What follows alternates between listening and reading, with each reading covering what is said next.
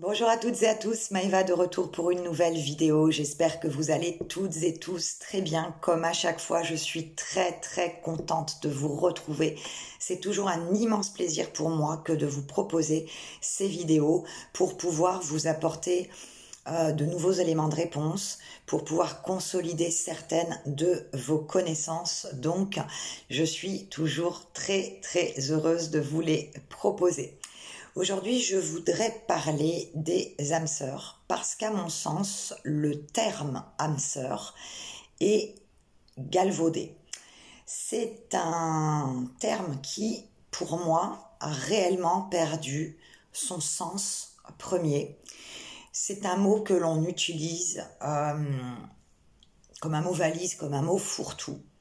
Il est décrit maintenant pour toutes les relations amoureuses, or ce n'est pas son sens premier. Il est possible, il est vrai, que votre mari, votre femme, votre compagnon sentimental soit votre âme sœur. Ça arrive dans certains cas, mais l'âme sœur ne va pas toujours devenir votre époux, votre épouse, etc., etc. Ce qu'il faut savoir concernant les âmes sœurs, c'est que ce sont des personnes que l'on rencontre sur ce plan terrestre, donc au cours de notre incarnation actuelle. Ce sont des personnes qui vont avoir un rôle très important, voire vraiment déterminant à jouer au niveau de notre avancement personnel et ou spirituel. Ce sont des personnes qui sont placées sur notre route pour que l'on s'apporte l'une et l'autre un soutien mutuel en fait, j'ai envie de dire, voilà, c'est ça, pour qu'on puisse en fait atteindre plus facilement nos objectifs communs.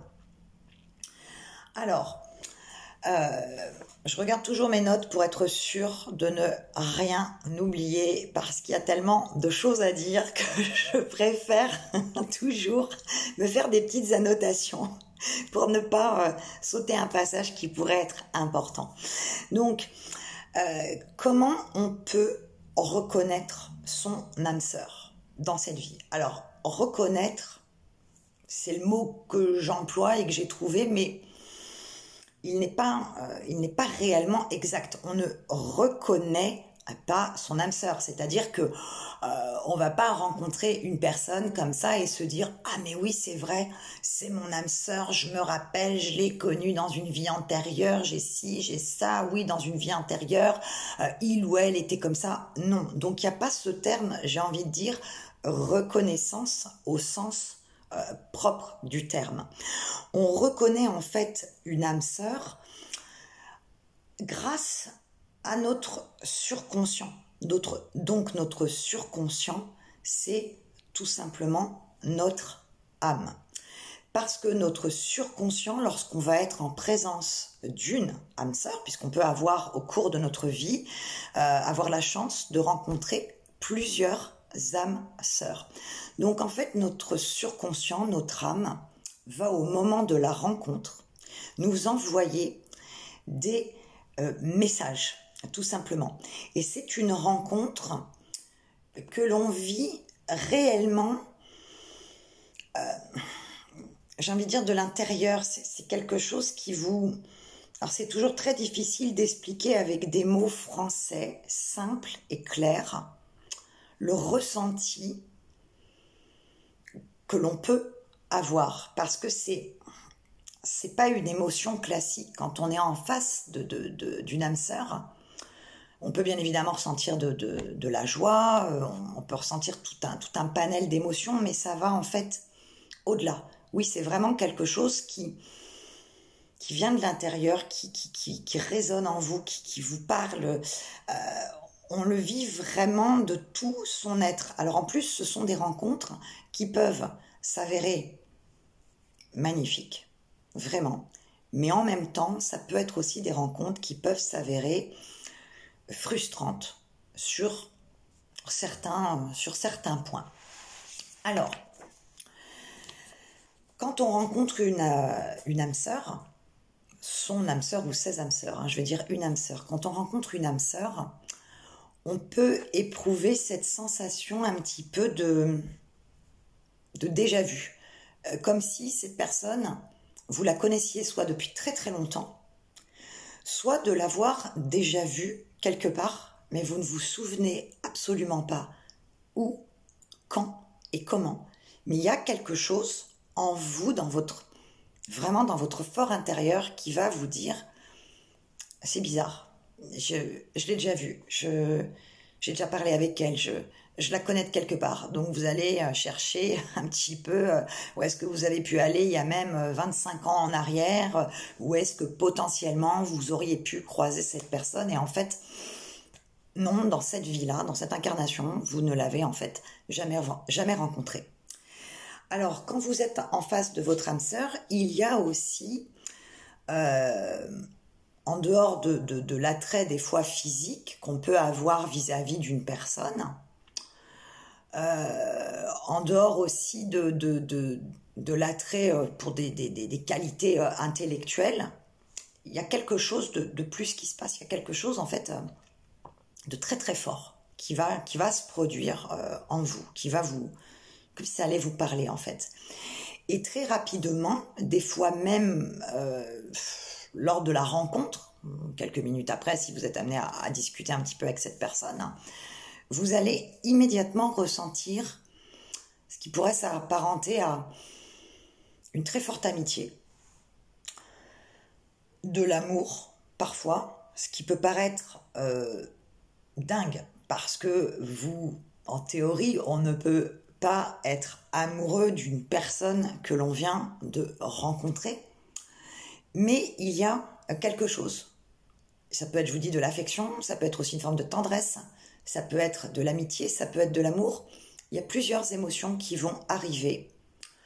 En général, ce sont des émotions qui sont positives, mais on ne sait pas réellement pourquoi on les ressent pour, en gros, une personne que vous venez de croiser, donc qui est là comme ça tout de suite, un parfait inconnu. Alors, qu'est-ce qui fait aussi que l'on peut reconnaître, je parle entre guillemets, hein, reconnaître son âme sœur, c'est parce que lorsque vous rencontrez cette personne pour la première fois, et même aussi par la suite, c'est quelque chose qui va continuer, mais là je me base vraiment sur cette rencontre, il y a une sorte d'attirance quasi magnétique. C'est vraiment comme ça qu'on pourrait décrire cette rencontre. Il y a quelque chose qu'on ne peut pas expliquer avec des mots, des émotions classiques. Il y a une attirance magnétique parce que les âmes sœurs, en fait, elles sont sur le même taux vibratoire, la même fréquence. Et en fait, elles émettent les mêmes vibrations, les mêmes énergies. Elles sont un petit peu, j'ai envie de dire, en miroir l'une et l'autre. Donc, c'est à ce moment-là aussi que vous dites, il y a quelque chose. Vous ne pouvez pas toujours effectivement l'expliquer, mais il y a quelque chose de particulier avec cette personne. Je ressens quelque chose que je n'ai absolument jamais ressenti pour quelqu'un d'autre au cours de ma vie, que ce soit pareil, un amoureux, un ami, même un membre de la famille. C'est quelque chose de très particulier qui pourrait s'apparenter, puisqu'il faut donner des mots, et c'est un peu celui qui me vient, une sorte d'amour inconditionnel. Voilà, ça serait un peu le mot qu'on pourrait trouver, c'est un amour inconditionnel quand vous êtes face à cette personne, lors de votre première rencontre. Ce qui peut paraître absolument fou, c'est vrai, mais quand on le vit, on le vit, tout simplement. Ça s'explique pas clairement avec des mots, mais il faut trouver des mots, donc voilà le mot que je vous donne. Alors, aussi, quand vous rencontrez votre âme sœur, vous allez être amené à pouvoir voir certains détails, certains signes très très subtils. Voire même pour certains signes, ils peuvent vous paraître dans un premier temps totalement insignifiants. Et vous vous rendez compte, un petit peu après, qu'il y avait un sens important et un sens caché derrière ces petits signes subtils et insignifiants. En fait, ces signes attestent de votre reconnaissance antérieure avec cette personne. Alors ça peut se passer dans le regard, puisqu'on sait pertinemment que les yeux sont le miroir de l'âme, ça c'est certain. Et si ça se passe dans le regard, on a la sensation de voir une sorte de lueur qui apparaît. Il y a quelque chose. C'est pas un regard classique entre deux personnes. Il y a quelque chose en plus, comme une sorte de petite flamme en fait. C'est une image que je vous donne, mais c'est voilà une flamme, une lueur. Prenez le mot qui vous parle, mais il y a ça qui passe effectivement dans le regard. Ça peut être aussi par rapport à un objet que porte cette personne au moment de la rencontre, ou un objet particulier qui va se trouver autour de cette personne, dans votre environnement. C'est-à-dire que même si vous êtes, je ne sais pas, dans la rue, dans un parc, que sais-je, la personne peut avoir un petit détail matériel sur elle qui vous capte, mais ça peut être aussi, je ne sais pas, un objet qui est au sol, ou quelqu'un au loin qui passe et qui a je sais pas, un objet. C'est très difficile de vous donner des exemples de signes parce que, je vous dis, ils sont innombrables. Donc ce que je vais faire, je vais vous donner mon exemple à moi, parce que j'espère qu'il vous permettra de bien mieux comprendre ce que je viens de vous expliquer à l'instant. Donc je suis quelqu'un, je n'aime pas parler de moi. J'aime encore moins parler de ma médiumnité, même si des fois il le faut un petit peu. Je pense que c'est important pour celles et ceux qui me suivent de pouvoir avoir quelques éléments de plus me concernant. Donc je vais vous parler moi de mon expérience avec une personne qui est une personne très très très importante dans ma vie. Je vais vous dire comment s'est passée cette rencontre et ce qui m'a fait savoir et après n'avoir plus aucun doute sur le fait que cette personne est mon âme sœur. Alors, quand je dis mon âme sœur, ma vie n'étant pas finie, je peux être amenée à rencontrer d'autres âmes sœurs. Mais là, cette personne a joué et continue en fait de jouer un rôle vraiment déterminant en fait dans mon existence. Alors je vais peut-être être un petit peu émue en vous parlant de cette personne. Donc excusez-moi par avance, mais je reste un être humain fait de chair et de sang. Donc, comme tout être humain, j'ai des émotions, d'autant plus si je parle d'une personne très importante pour moi. J'ai, il y a un petit moment maintenant, eu la chance de connaître mon âme sœur, une âme sœur. Je vais dire mon ou une, peu importe. Je vais dire mon âme sœur. Allez. Quand j'ai rencontré cette personne, c'était un peu le fruit du hasard, même si je ne crois absolument pas au hasard. Le hasard n'existe pas, mais pour ceux qui croient au hasard, on va dire voilà. J'ai rencontré cette personne par hasard dans un cadre particulier par rapport à une problématique, je dirais peut-être thématique particulière. Et quand je me suis trouvée en fait face à cette personne pour la première fois, ce qu'il faut savoir, c'est qu'à l'époque, cette personne, elle portait un masque. Bon, on connaît Covid et autres, voilà, cette personne portait un masque, donc je ne pouvais pas voir l'intégralité de son visage, bien évidemment. J'ai juste vu ses yeux. Et à l'instant, en fait, où on s'est retrouvés face à face, il y a quelque chose qui s'est capté dans nos regards. je pourrais pas expliquer comment, pourquoi. Il y a quelque chose, hein, je voyais que ses yeux pour le coup. Il y a quelque chose qui m'a vraiment, waouh, frappé, interpellé, tout de suite, comme ça. Et en moi-même, je me suis dit, c'est marrant, je le connais de quelque part. Je sais pas d'où, mais je le connais de quelque part. Et puis, le temps passe, hein. Et puis peut-être, je sais pas, ça devait être 15 jours après, je suis amenée à revoir cette personne pour une thématique particulière, pour un rendez-vous particulier. Et lors du rendez-vous, il y a quelque chose sur lui qui me frappe, enfin qui m'interpelle à un point quasi hallucinant. Je remarque un bracelet. Cette personne porte un bracelet comme beaucoup de personnes, hommes ou femmes, peuvent porter des bracelets. Hein, j'en porte un moi-même aussi, bref. Je capte ce bracelet. Et ce bracelet m'interpelle, je sais pas, il y a quelque chose que bien évidemment, je peux pas vous expliquer clairement ce que je ressens, mais il y a quelque chose au niveau de ce bracelet. J'ai l'impression que ce bracelet, je le connais depuis toujours. Mais vraiment depuis toujours. La couleur, la forme, il y a vraiment un truc qui me parle. Et puis,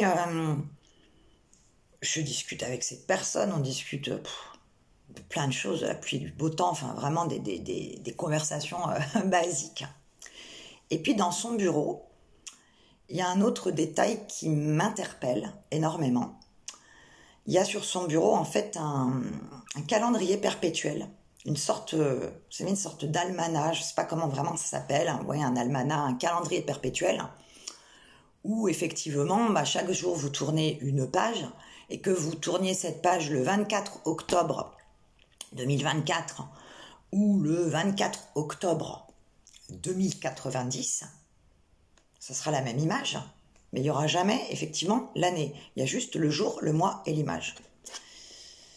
Et je ne sais pas. Ce calendrier perpétuel, il y a un truc qui m'interpelle aussi, au même titre que le regard de cet homme, son bracelet, ce calendrier. Je sais pas. Le temps passe, on se revoit régulièrement. Et puis, à chaque fois qu'on est en présence l'un de l'autre, il y a des choses assez étonnantes qui se produisent, un petit peu autour de nous. C'est comme si un peu l'atmosphère, elle était différente. Et quand je suis amenée à devoir voir cette personne, je sais pas, je me sens bien, il y a quelque chose. C'est pas juste le fait, vous savez, d'être bien avec une personne parce que vous avez des points communs, parce que vous vous entendez bien. Non, il y a quelque chose en fait qui va au-delà. Et puis on commence à se voir assez régulièrement, toujours pareil pour une thématique bien particulière. Et puis au fil des échanges, des conversations, on a énormément de points communs. On a vécu aux mêmes endroits, quasi aux mêmes dates différentes. On a des similitudes de vie passée, que ce soit par rapport à du relationnel, par rapport à du professionnel, par rapport à un lieu de vie, par exemple. On a beaucoup de similitudes. Et surtout, quand je suis toujours en contact avec cette personne, hein, mais tout au début, quand j'étais en contact avec cette personne, à chaque fois, au niveau de ma médiumnité, tout simplement, voilà, je parlais de ma médiumnité, au niveau de ma médiumnité, il y avait des choses très différentes qui se produisaient. Et toujours des choses extrêmement positives. C'est comme si cette personne me faisait évoluer plus vite, plus rapidement, sur certains points de médiumnité que j'ai pourtant depuis que je suis née. Je suis médium depuis que je suis née. Mais un don évolue toujours. Et il y a des périodes dans la vie où ça peut évoluer très rapidement. Et là, c'est vraiment au contact de cette personne qui a eu un changement très très important. Et surtout, c'est une personne qui, non seulement au niveau médiumnité, a fait évoluer les choses différemment, et dans le bon sens du terme, mais aussi au niveau personnel. C'est une personne qui m'a fait un petit peu prendre un virage à 360 degrés. C'est une personne en qui je suis extrêmement reconnaissante. C'est une personne qui est très très chère à mon cœur. C'est vraiment quelqu'un qui compte énormément pour moi.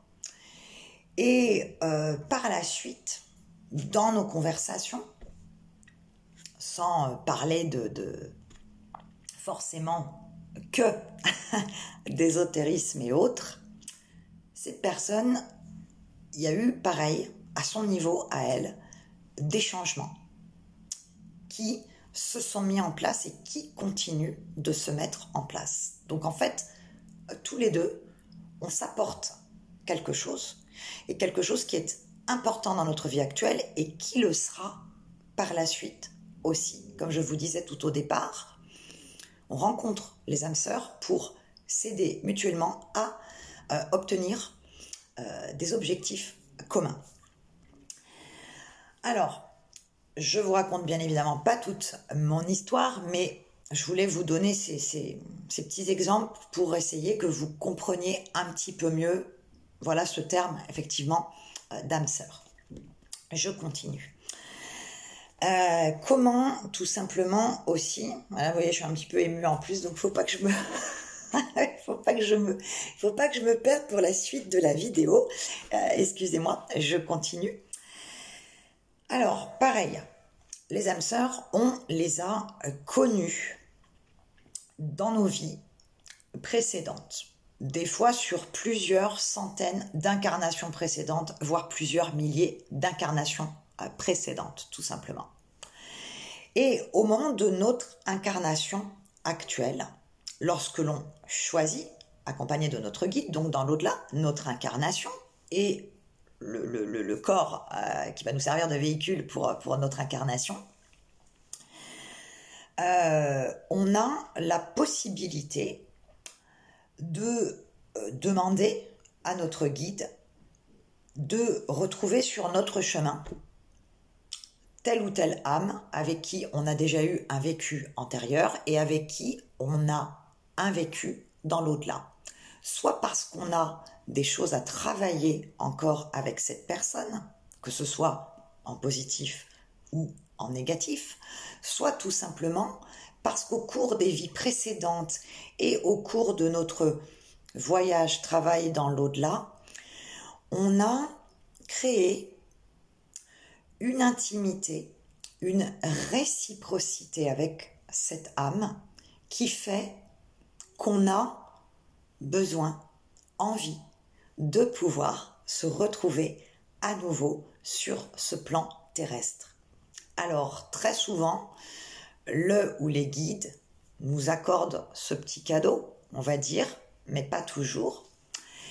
Et pourquoi aussi, lorsque l'on se retrouve face à notre âme sœur dans cette incarnation, pourquoi qu'on n'a pas de souvenir des vies antérieures avec elle, c'est tout simplement qu'au moment où on choisit notre incarnation actuelle, les guides exercent sur nous une amnésie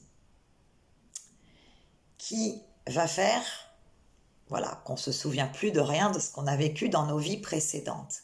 Cette amnésie qu'ils mettent en place, c'est pour que l'on puisse se servir de notre libre arbitre à tout moment de notre existence, qu'on ne soit pas influencé par ce que nous avons pu déjà vivre. On nous laisse le libre choix de faire telle ou telle chose, de vivre telle ou telle expérience, de choisir telle ou telle épreuve. Alors, hop, Un petit instant, je regarde que je n'oublie rien. Voilà. Alors, les âmes sœurs aussi, dans les vies précédentes, elles ont pu être un parent, elles ont pu être un ami, elles ont été toujours, pareil, une personne importante aussi pour vous. Quand on demande au guide de pouvoir refaire une incarnation avec elle, c'est, comme je vous disais, soit pour continuer de travailler quelque chose ensemble, soit aussi parce que cette vie est tellement difficile par rapport à toutes les épreuves que l'on doit vivre, il est quand même sympa de pouvoir retrouver un ami très très très cher pour pouvoir avancer sur cette vie. Et donc les âmes sœurs, elles nous aident aussi à ça, à nous soutenir, à nous aider dans ce dur chemin qu'est la vie, tout simplement. Comme je vous disais aussi, lorsque vous êtes en présence de votre âme sœur, lorsque vous l'avez rencontrée, même si vous n'êtes pas avec elle tout le temps, même si vous restez des fois, je ne sais pas, des semaines, des mois sans vous voir, vous avez une sorte de connexion très particulière qui vous unit et vous communiquez télépathiquement parlant. C'est-à-dire que même si la personne se trouve, je ne sais pas, en Australie, à un moment donné, vous allez ressentir si la personne ne va pas bien, si elle est contrariée par quelque chose, si elle a mal quelque part. Vous allez ressentir, c'est même pas son état d'esprit en fait, vous allez concrètement ressentir son âme, ce qu'elle est en train de vivre. C'est pour ça que le lien qu'il y a entre les âmes sœurs est tellement, cette connexion, elle est tellement profonde, elle est tellement importante qu'il est difficile de mettre des mots clairs. Mais vous la ressentez, c'est tout. Alors, ce qu'il faut savoir aussi, c'est que, comme je vous disais tout au départ, tant mieux pour vous si votre âme sœur devient votre mari, votre femme. Tant mieux. Mais ce n'est pas toujours le cas. Et vous pouvez avoir une relation avec une âme sœur qui dure des années, sans qu'elle soit amoureuse, bien sûr. Mais il y a toujours un moment, enfin toujours, très souvent, un moment où cette relation prend fin, sans aucune, on va dire, raison particulière, c'est-à-dire il n'y a pas eu forcément une dispute, il n'y a pas eu forcément un décès. Hein. Cette relation prend fin quand, en fait, mutuellement, vous avez atteint vos objectifs. Quand mutuellement, vous vous êtes suffisamment aidé dans tel ou tel domaine de vie. Et que il est temps pour vous de continuer à avancer séparément parce que vous avez atteint le but qui vous avait été fixé dès le départ et que maintenant vous avez entre guillemets plus besoin d'évoluer aux côtés de cette personne. Donc cette personne va partir. Alors ça peut être très difficile, c'est sûr, puisque c'est une personne avec qui on a un lien très fort. Donc et comme on reste des humains, perdre quelqu'un qu'on aime, c'est toujours très difficile. Mais ça doit se faire, c'est comme ça, en sachant que cette personne, de toute manière, vous la retrouverez de l'autre côté, et vous serez aussi peut-être amené à la retrouver pour les prochaines incarnations. Quoi qu'il arrive, même si vous êtes séparés physiquement, matériellement parlant, il y aura toujours cette connexion particulière qu'ont les âmes sœurs, et ça demeurera jusqu'à ce que votre heure est sonnée, tout simplement, et que vous puissiez la retrouver de l'autre côté. Il y a cette connexion qui perdurera, quoi qu'il arrive. Alors, j'espère de tout cœur que j'ai été suffisamment claire dans mes explications, parce que, comme vous le savez, c'est complexe, c'est vrai. Ce domaine de l'au-delà est complexe, et notamment le sujet des âmes sœurs est un domaine qui est complexe. Et j'espère que mon exemple, cette petite partie de moi que je vous ai dévoilée, vous aura aidé à comprendre un petit peu mieux ce que je vous ai expliqué. C'est vraiment le but. Donc j'espère ne pas avoir été trop prolixe. J'espère, voilà, tout simplement vous avoir apporté des éléments de réponse en ayant été assez simple, et clair dans mes explications. N'hésitez pas à me le dire en commentaire. En tout cas, j'espère que cette vidéo vous aura plu. Merci de m'avoir écouté jusqu'au bout. N'hésitez pas aussi à me poser vos questions concernant ce sujet. Dans les commentaires juste en dessous, je me ferai un plaisir, bien sûr, d'y répondre. Je vous dis à très très très bientôt pour une nouvelle vidéo. Ciao ciao, bye bye.